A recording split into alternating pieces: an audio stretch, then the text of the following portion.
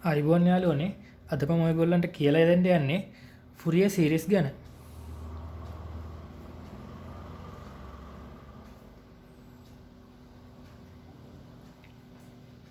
ෆුරියර් series video මාලාවේ පළවෙනි video එක තමයි මේ කරන්නේ. අද අපි බලන්නේ ෆුරියර් සීරීස් කියන්නේ මොකක්ද? ඉන්ට්‍රොඩක්ෂන් එකක් වගේ තමයි. හැබැයි මේකේ ගණන් ටිකකුත් හදනවා. ඊට අමතරව කියන්න ඕනේ මේකේ මේ නෝට් එක මම මගේ බ්ලොග් එකේ දානවා. බ්ලොග් එකට යන URL එක පල්ලෙහා දාලා තියන්න. හරි. දැන් අපි බලමු ෆුරියර් සීරීස් කියන්නේ මොකක්ද කියලා. අපි ගමුකෝ මෙන්න මෙහෙම ft කියලා ඉවරලා ශ්‍රිතයක්. මේ ශ්‍රිතය t කියන්නේ කාලය නම් මේ කාලය කියන විචල්‍ය මත තමයි මේ ශ්‍රිතය රඳා පවතින්නේ. දැන් අපට මේක ප්‍රස්ථාරයකට ඇන්දොත් මොකක්ද අඳින්නේ? මෙතන t මෙතන ft නේද?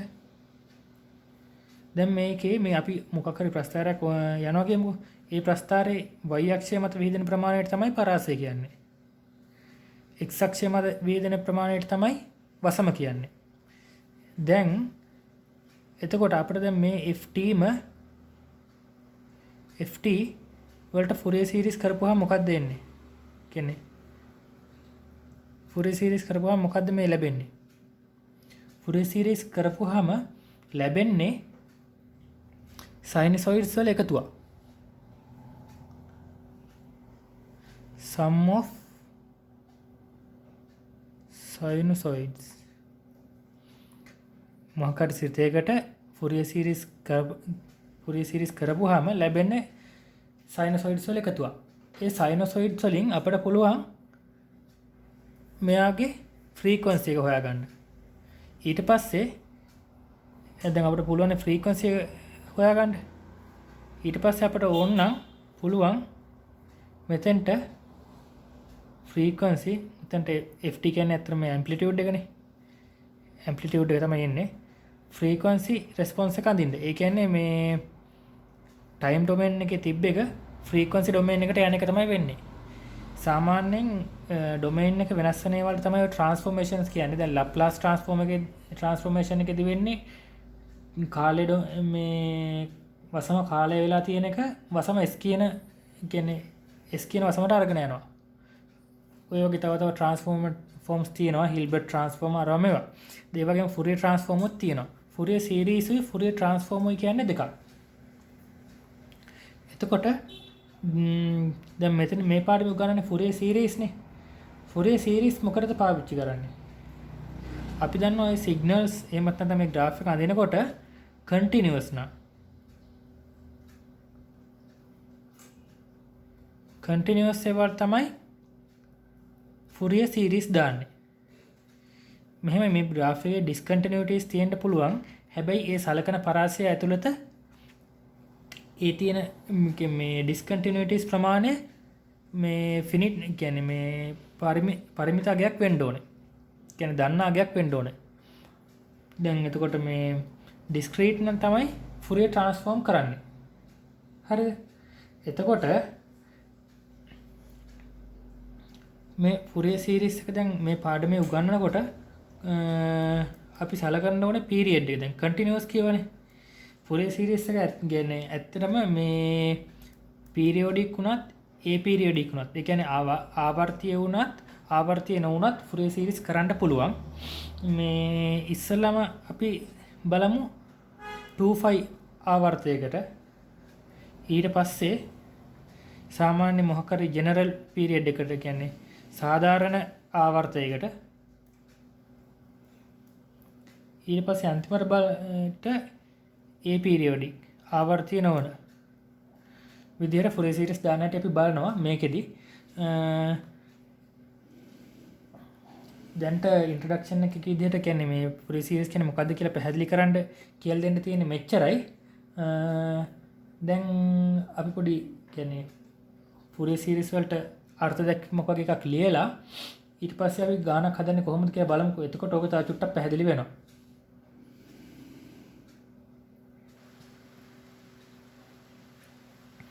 මම මේ අර්ථ දැක්වීම ලියන්නේ. මම මේ වීඩියෝ සිංහලෙන් කියලා දුන්නාට ගොඩක් කට්ටියන්ට මම දන්න තරමින් මේ කැම්පස් වල එහෙමත් නැත්නම් මේ හයි এডুকেෂන් සෙන්ටර්ස් වල උගන්වන ඉංග්‍රීසි වලින් නේ. එහෙනම් මම අර්ථ දැක්වීම වගේ දේවල් ඉංග්‍රීසි වලින්ම ලියන්නම්. The Fourier series for the function fx මේක මේ විචල්‍ය x කියලා ගත්තා t කියලා ගත්තත් ප්‍රශ්නයක් නැහැ. ඉතින් x තියෙන තැන t ලියුවා කියලා වෙනසක් වෙන්නේ නැහැනේ. in interval alpha greater than x less than alpha plus 25 මේ මං කියවන ඉස්සෙල්ලාම උගන්වන්නේ මේ 25 කියලා ආවර්තයකට කියලා ඉවරලා මේක is given by fx සමානයි a naught plus sigma n සමානයි එකේ ඉඳන් අනන්තය දක්වා an cos n x ධන bn sin nx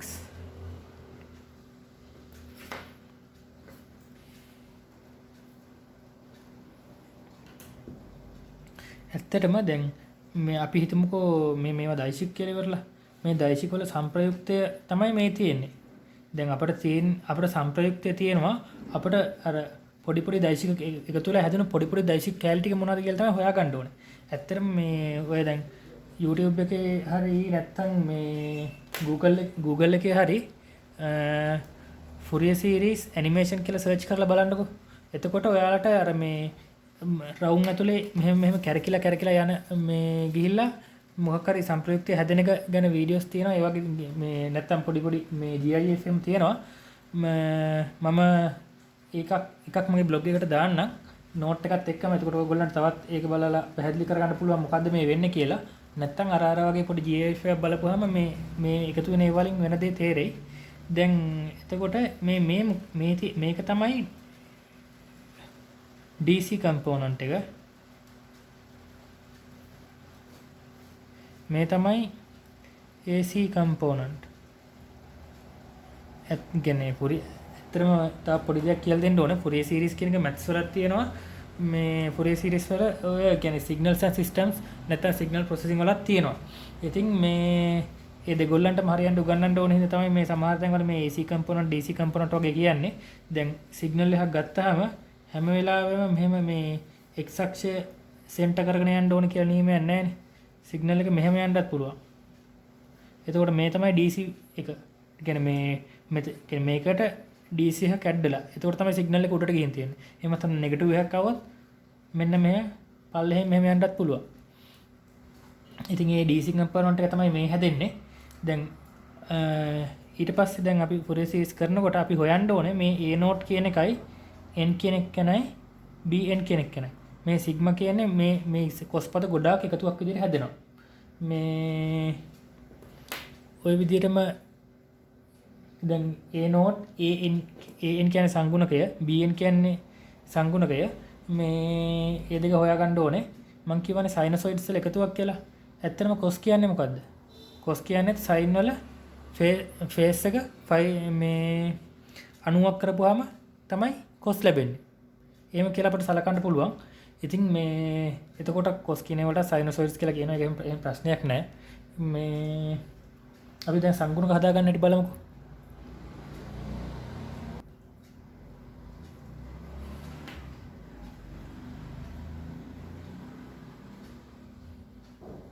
A naught සමානයි 1/5 alpha to alpha plus 25 fx dx.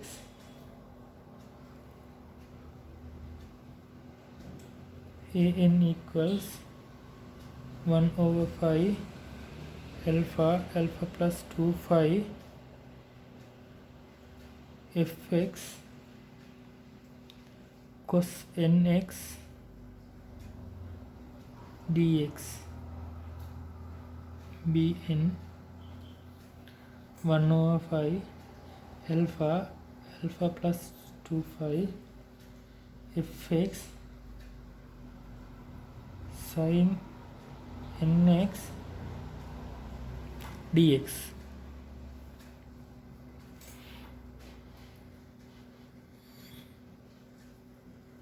හරි. දැන් an කියන්නේ මොකද්ද? cos වල සංගුණකය නේද? එහෙනම් cos වල සංගුණකය හොයන්න නම් මොකද කරන්න ඕනේ? ශ්‍රිතය cos වලින් ගුණ කරලා ඉවරලා අවකලනය කරනවා phi කියන ආවර්තයක් ඔස්සේ 1/5 එළිය තියෙනවා. ඒ වගේම bn කියන්නේ sin එක. එහෙනම් sin වල සංගුණක හොයන්න මොකද කරන්නේ? ශ්‍රිතය fx කියන ශ්‍රිතය sin වලින් ගුණ කරලා ඒක අනුකලනය කරනවා 2π කමේ ආවර්තයක් ඔස්සේ 1/5 වලින් ගුණ කරනවා. ඔච්චරයි කරන්න තියෙන්නේ. එහෙම කරුවට පස්සේ ෆෝරියර් සීරීස් එක කියන එක හම්බ වෙනවා. හරිද? දැන් මේක තමයි අර්ථ දැක්වීම වගේ ලියන්න තියෙන්නේ. මේ ඔයාලට දෙන නෝට් එකේ මම ඊට වඩා මේ කියන්නේ මේ ටිකක් හොඳ නෝට් එකක් දෙන්නේ. පැහැදිලිව ලියපු නෝට් එකක්. දැන් අපි බලමු මේක මේ යොදා කියන්නේ ඇප්ලිකේෂන් එකක් බලමුකෝ අපි යොදා ගන්න හැටි. හරි. මේ තියෙන්නේ දැන් අපි හදන්න යන එක්සැම්පල් එක. මේ එක්සැම්පල් එකේදී මේ දීලා තියෙනවා 2π කාලාවර්තයක් ඔස්සේ තියෙන්නේ e වල -x. මේ දැන් අපි මේක හදලා බලමු. මේ ඉස්සෙල්ලාම අපි ෆෝරියර් සීරීස් එක ලියමුකෝ. ලියන්න ඕනේ fx නේ. fx සමානයි e වල ඍණ x. මෙයා සමාන වෙන්න ඕනේ මොකේටද? a0 බෙදීම 2 ධන සිග්මා n සමානයි 1 ඉඳන් ධන අනන්තය දක්වා an වතාවක් cos nx ධන bn වතාවක් sin nx වලට තමයි සමාන වෙන්න ඕනේ. sin nx හරිද?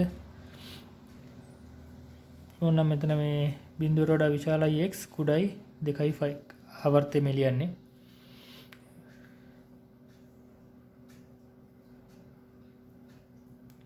where දැන් අපි දන්නවනේ මොකද්ද? a0 හොයන්න ඕනේ. a0 හොයන එක තමයි මේ ලියන්නේ. සමානයි 1/5 බිඳුවේ ඉඳන් ඇල්ෆා දැන් බිඳුවයිනේ. බිඳුවේ ඉඳන් 2π දක්වා e වල -x dx. මේ dc කම්පොනන්ට් එක හොයන්නේ. හරිද? dx මෙයා අනුකලනය කරන්න ඕනේ. මෙයා අනුකලනය කරපුවාම මොකද්ද එන්නේ? 1/5 e වල ඍණ x යට ඍණ 1 බිඳුවේ ඉඳන් 2π වලට. තව ටිකක් ලිව්වොත් 1 ඍණ e වල ඍණ 2.5 වැරදුනා. ඍණ 2.5 යට 5 නෙන්නේ. ඔය එන්නේ a0 වල අගය. ඊට පස්සේ අපි හොයන්න ඕනේ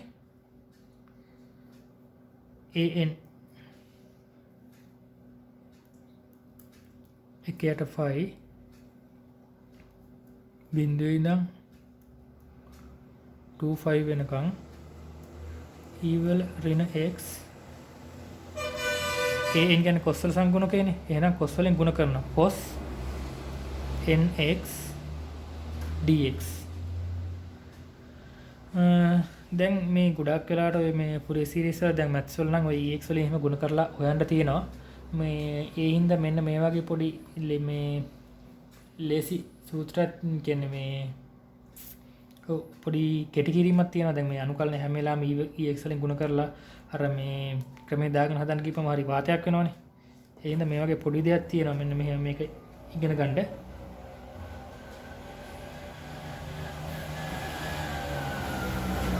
cos අනුකල්න පුළුවන් නම් ඉතින් ඇත්තට මේවා කියන්නේ මේකට ඇප්ලයි කරගන්න එක එච්චර අවුලක් වෙන්නේ නැහැ. e වල ax යට a වර්ග ධන b වර්ග a cos bx b sin bx මේක තමයි හැදෙන්නේ. එතකොට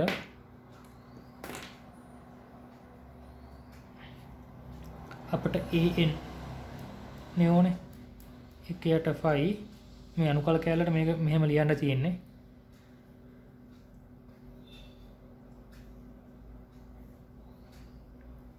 e වල ඍණ x එහෙම ලිව්වා. දැන් a කියන්නේ ඍණ 1යි ඍණ 1 වර්ගය ධන 1යි b cos b මෙතන තියෙන්නේ b වෙනුවට තියෙන්නේ n. එහෙනම් මොකක්ද දෙන්නේ n වල වර්ගය. a කියන්නේ ඍණ 1යිනේ ඍණ cos nx b කියන්නේ n ධන b bn සමානට මේ මෙතන දැන් b නේ තියෙන්නේ b කියන්නේ n sin nx එන්න මෙහෙම තමයි ලියවෙන්නේ. මේ අනුකලනය වෙන්න ඕනේ 0 ඉඳන් 2.5 දක්වා. පැහැදිලිද? ඊට පස්සේ මෙයා ඔයා ඉවැලුවේට් කරලා ලියන්න මේ මම එකපාර ලියලා දානවා මේක.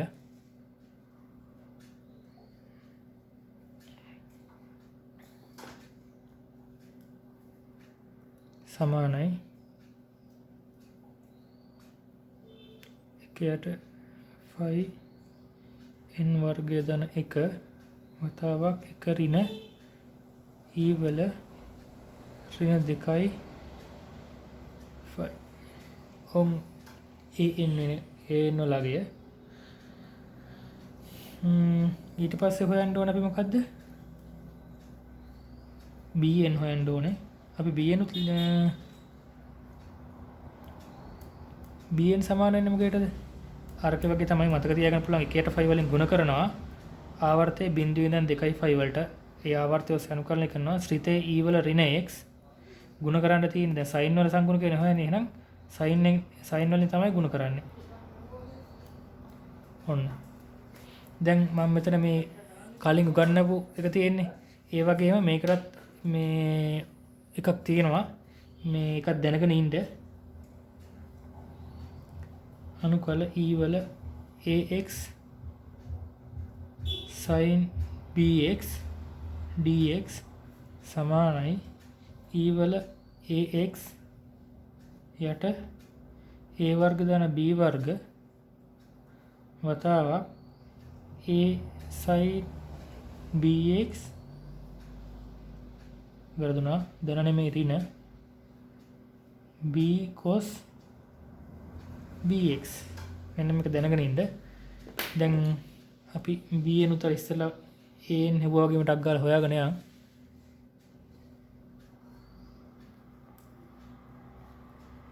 bn සමානයි මොකද? 1යට 5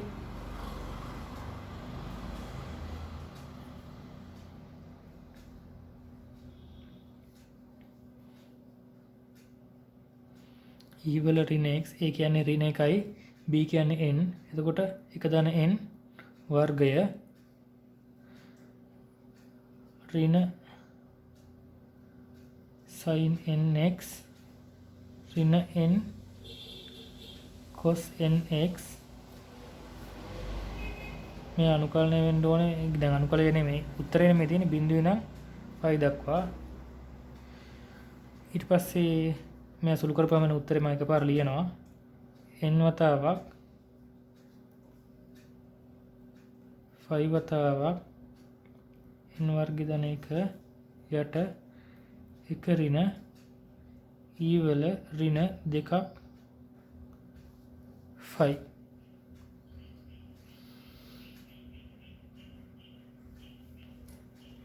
ඔන්න දැන් an හැවුවා bn හැවුවා. දැන්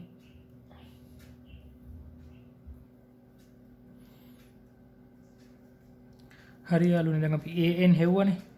an මෙන්න මේ අරගේ ස්වරූපය වෙනස් කරගන්න පුළුවන්. කියන්නේ සංගුණක n වල අගයන් වෙනස් වෙන්නේ අනිත් එක හැම වෙලාවෙම නියත යන්නේ. එහෙනම් එක ඍණ e වල ඍණ 2ක් phi යට phi වාරයක් 1 යට n වර්ගය ධන 1. හරිද? එතකොට අපි n සමාන 1 ඉඳන් යන්නේ. ඒ 1 චුට්ටක් හොයලා බලමුකෝ අපි. එක වතාවක් e වල ඍණ 2ක් phi යට phi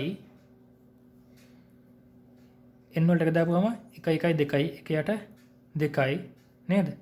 ඔය වගේ e වලට 2 දැම්මොත් මොකද දෙන්නේ? 1 ඍණ e වල ඍණ 2ක් phi එහෙම මේ පළවෙනි කෑල්ල එනවනේ සංගුණක කෑල්ල. 2 දැම්මොත් මොකද? 2 වල 2 4 1යි 1 යට 5යි. ඔය වගේ ඊට පස්සේ 3 දැම්මොත් 3 4 3 9 1යි 10යි නෙන්නේ. ඒ වගේම අපි bn උත් දන්නවා. bn උත් මේ විදිහට හදාගත්ත එකයි 1 ඍණ e වල ඍණ 2ක් phi යට phi මෙතෙන්ට එන්නේ n වතාවක් n වර්ගය ධන 1. එතකොට අපි bn හදාගන්න පුළුවන් මෙහෙම. මේ නේ bn වලට අතර නිකන් අගයන් දාලා බලමු. b1 සමානයි 1 ඍණ e වල ඍණ 2ක් phi යට phi 1යි 1 1යි 2යි. b2 සමානයි 1 ඍණ e වල ඍණ 2ක් phi යට phi හැමම ආවා. දැන් දාන්නේ 2 උඩට එනවා 2 2 2 4 1යි 5යි. ඔය වගේ 3 දැන් ඊට පස්සේ 3 දැම්මොත් මොකද වෙන්නේ? 3 එනවා උඩට යටට 3 3 9 1යි 10යි. දැන් ඔය විදිහේ සංගුණක හැදෙනවනේ.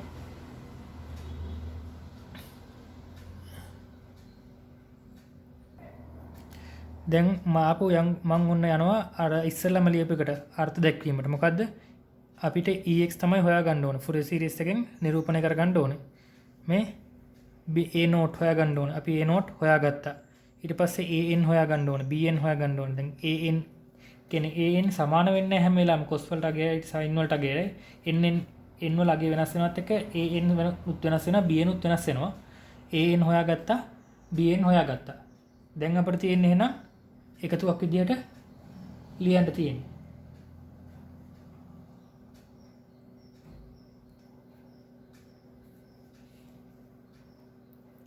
e වල ඍණ x සමානයි 1 ඍණ e වල ඍණ 2ක් phi යට phi. මේක an වලටත් පොදුයි bn වලටත් පොදුයි. මේ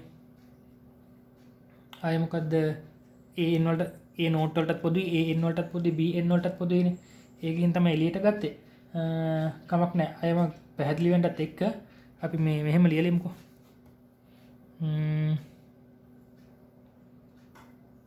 e වල -x සමානයි